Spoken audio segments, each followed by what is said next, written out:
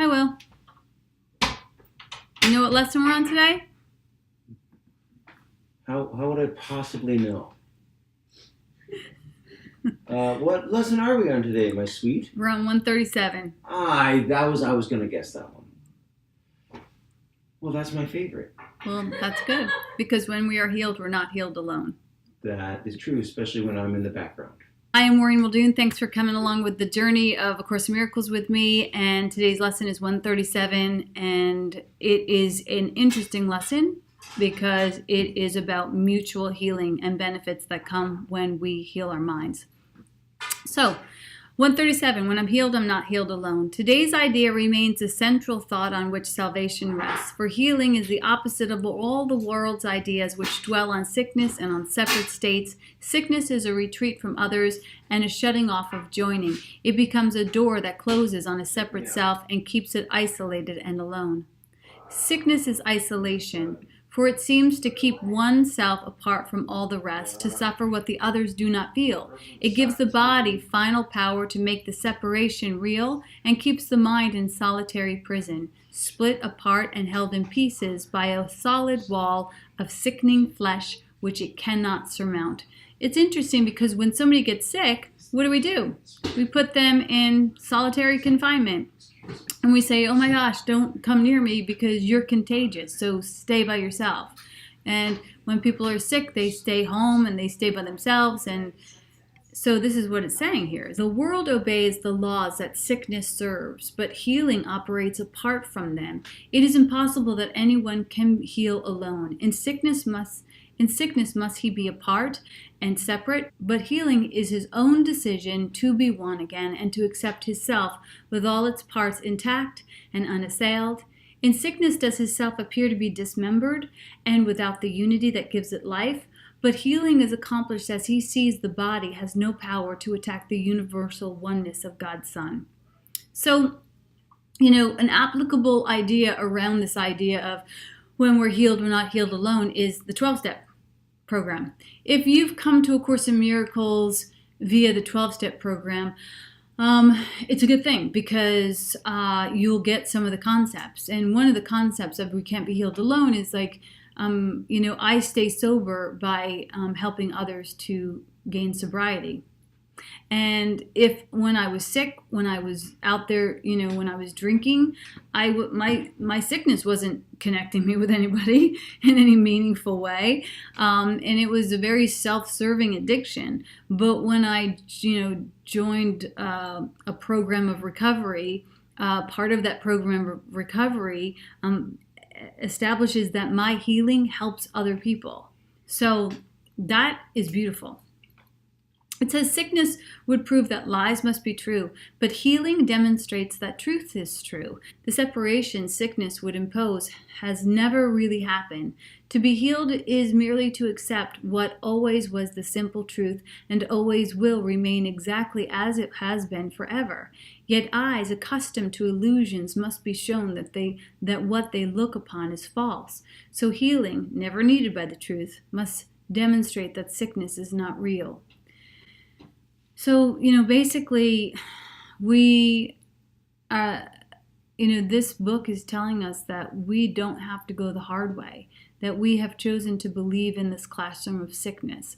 And I know that seems hard to understand because everyone gets sick. So, but just because everyone gets sick doesn't necessarily mean that that's part of God's plan. Another thing we could claim here is everybody sins. But just because everybody sins and thinks that they're sinners doesn't necessarily mean that that's part of God's truth. The truth is we are holy, we are innocent, and we are vital. And it's not something that you're going to get a lot of support in affirming for yourself because there's great investment in sickness. I mean, there is a bar, a bakery, and a hospital on every corner, you know what I mean? And so we have this secular agreement around what makes us sick and what makes us healed and what makes us sick and what makes us healed.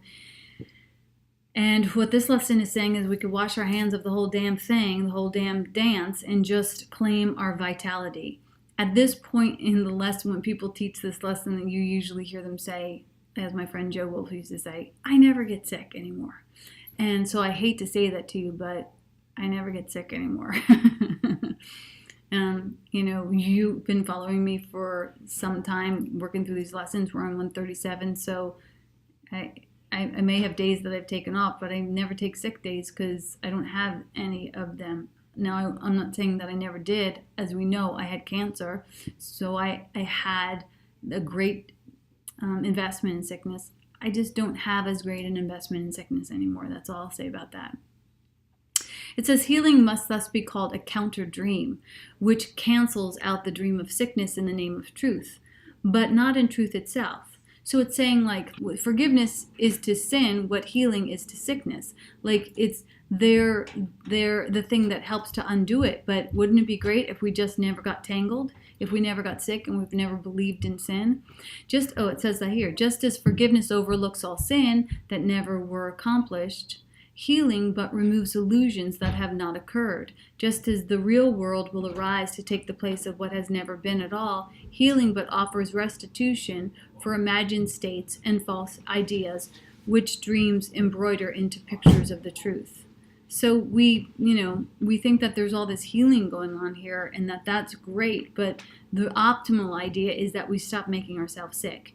If you want to understand this concept a little bit more, you might want to check out my video on popcorn and sunflower seeds, where, the popcorn and the sunflower seed both have greatness within them, but one gets there through pain and suffering, and the other one gets there through seeking light and through prayer.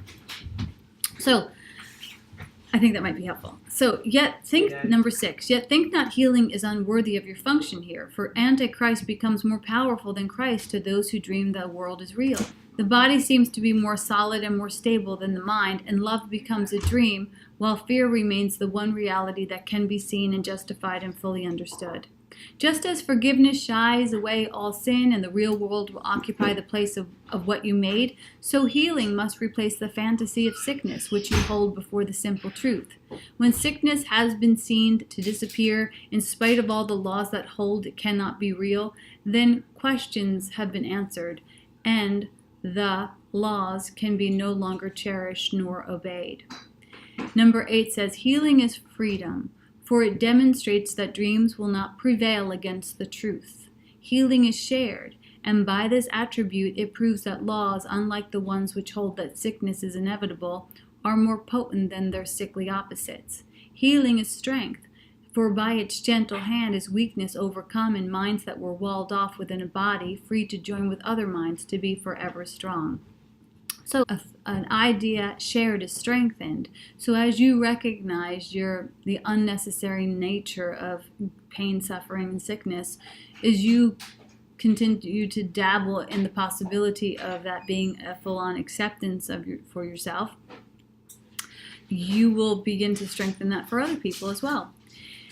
Healing, forgiveness, and the glad exchange of all the world of sorrow for the world where sadness cannot enter are the means by which the Holy Spirit urges you to follow Him. His gentle lessons teach how easily salvation can be yours, and how little practice you need to undertake to let His laws replace the ones you made to hold yourself a prisoner to death. His life becomes your own as you extend the little help He asks in freeing you from everything that ever caused you pain. And as you let yourself be healed, you see all those around you, or who cross your mind, or whom you touch, or those who seem to have no contact with you, healed along with you. Perhaps you will not recognize them all, nor realize how great your offering to all the world when you let healing come to you. But you are never healed alone, and legions upon legions will receive the gift that you receive when you are healed. How is that math possible? Well, think about it. As an example, 12-step example again, like when I am healed and in my right-mindedness, I'm going to have an effect on those people around me. Those people around me are going to have a more positive effect on those people around them, and so on and so on and so on and so on. And that's how we get to see the legions of people that my healing has a positive impact on.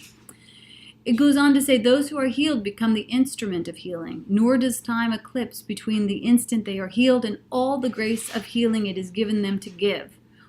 what is opposite to God does not exist. So sin, separation, sickness, that's all opposite to God. Like God has no investment in those things.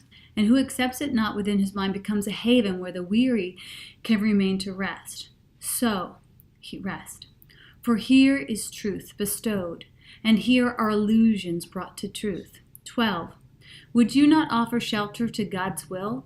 You but invite yourself to be at home, and can this invitation be refused? Ask the inevitable to occur, and you will never fail. That's one of my favorite lines. Ask the inevitable to occur, and you will never fail.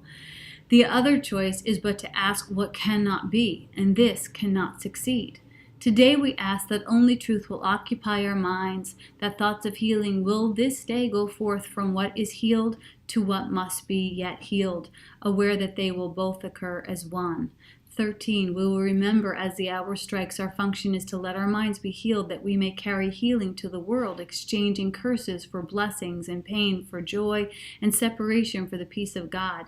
Is not a minute of the hour worth the giving to receive a gift like this? Hells yeah. Is not a little time a small expense to offer for the gifts of everything? Yeah, this is everything. This is keys to the kingdom. 14. Yet must we prepare for such a gift. And so we will begin the day with this. Give 10 minutes to these thoughts, with which we will conclude today at night as well. Here are the thoughts. When I'm healed, I'm not healed alone, and I would share my healing with the world, that sickness may be banished from the mind of God's one Son, who is my one self. That's powerful. That's really powerful to say that for yourself and to affirm it for everyone else, because you know there are so many people suffering with sickness and who are so invested in sickness. We say pain, P-I-A-N, pain is pay attention inward now, that every alarm clock, every little bump is just an invitation for us to tuck in a little bit deeper with God. So, 15, let healing be through you this very day, and as you rest in quiet, be prepared to give as you receive, to hold but what you give, and to receive the word of God to take the place of all the foolish thoughts that ever were imagined. And now we come together to make well all that was sick, and offer blessings where there was attack. Nor will we let this function be forgot, as every hour of the day slips by, remembering our purpose with this thought. When I am healed, I am not healed alone. And I would bless my brother, for I would be healed with them as they are healed with me. Again, like as an alcoholic, a recovering alcoholic, I understand this concept really well. And it's kind of mind-boggling to think that this is also applicable in other diseases. But I'm leaning towards full acceptance of this in regards to all sickness and diseases. I can't imagine a God that would be invested in our sickness and our pain and our suffering. And so if this can't be something that I accept from my God, then it's something that we agreed to and we made up. And if we made it up, we can change our minds about it. And I think that's why you see some people who say, I never get sick anymore. It's something to contemplate. Let this lesson wash over you, and more importantly, practice it. You know, contempt prior to investigation is negligence. So practice this today and see what comes up for you. You could be on the cusp of a great healing for you and for everyone else. So don't be stingy with the mustard. God bless. Namaste. Don't forget to like and subscribe and share it with your friends.